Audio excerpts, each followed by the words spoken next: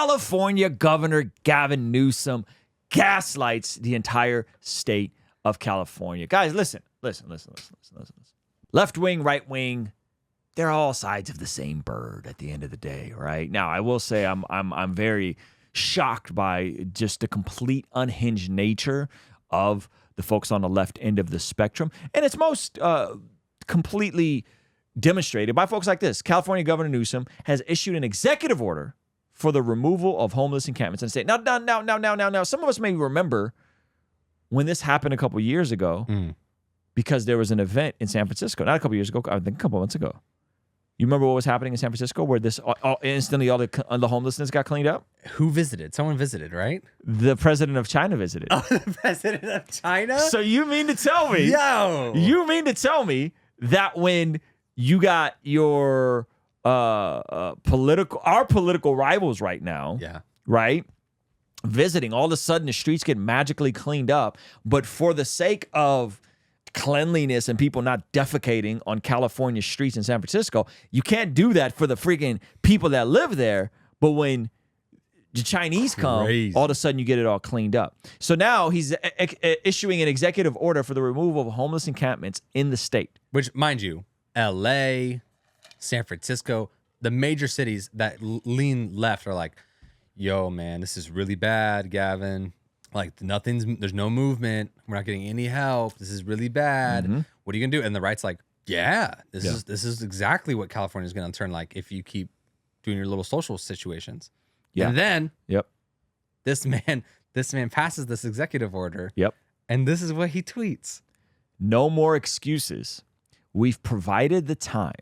We've provided the funds. Now it's time for locals to do their jobs. Now, speaking of locals, can you figure out the number that LA has attempted to spend to fix their homelessness problem? Because the homelessness problem is twofold. I'll get straight to the point in a second, and this isn't going to be no crazy political video. It's twofold. So they've spent over $1 billion in the fiscal year from 2021 to 2022. And this is just LA County. That's just LA County. That's not like that's a small portion of the California. Yeah. So why is there such a massive homeless problem? It's twofold. The one side of it is because there's so much regulation to build, it costs more money to build housing for people. So you have all these different, sometimes proper health and regulation stuff, but then you add the governmental bureaucracy and the unions and all these different things, and you start getting $600,000 condos built for homeless people. Google that real quick. Let's show that on the screen because that happened. Yep. This was a big story. Is described as a permanent housing solution. 275 units are reserved for the city's homeless, chronically homeless residents, with 40 units reserved for veterans. Okay. And how much do these cost?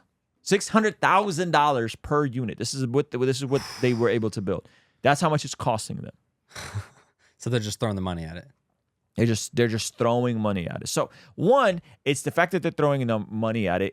It shouldn't cost them $600,000 to build a unit because they can get more innovative and build stuff cheaper. It should be $600,000 to buy the unit, like the market value. You know? Yep. Nope.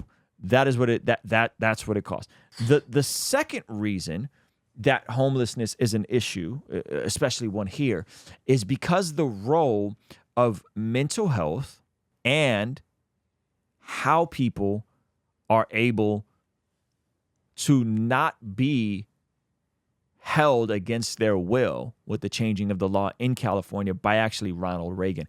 A law that was intended to have more balance in not committing people against their will has backfired, and now it's very difficult to commit anybody for any reason unless they're a violent threat to themselves or a violent threat to someone else.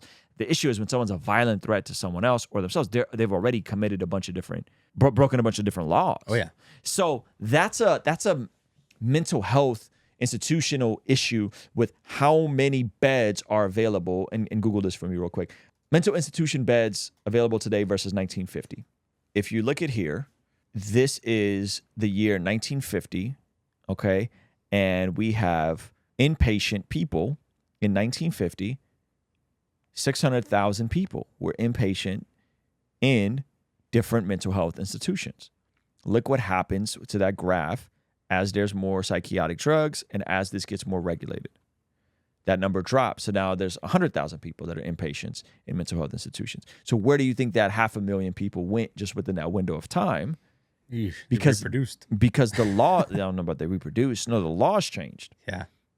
So when you see a massive homelessness problem, when you see a massive public problem, it's because the laws around who is and isn't allowed to be instituted changed, right? So now it's way harder for someone to be medically instituted, and to be fair, they were doing all kinds of crazy things to people back then. Frontal lobotomies, right? They were keeping people against their will.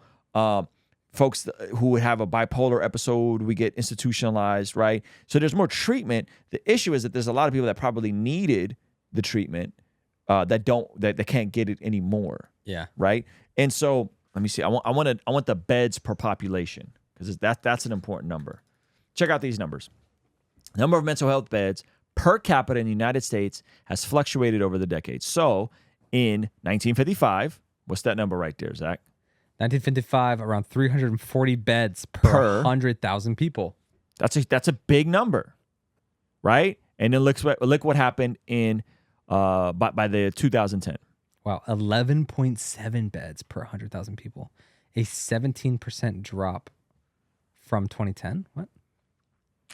Yeah, from 2010, and then in 95 it was 29 beds. So what have we seen? We've seen a consistent drop in the number of beds. So look at that. So what do you think happens when you stop giving people access to mental health stuff? Where do you think these people go?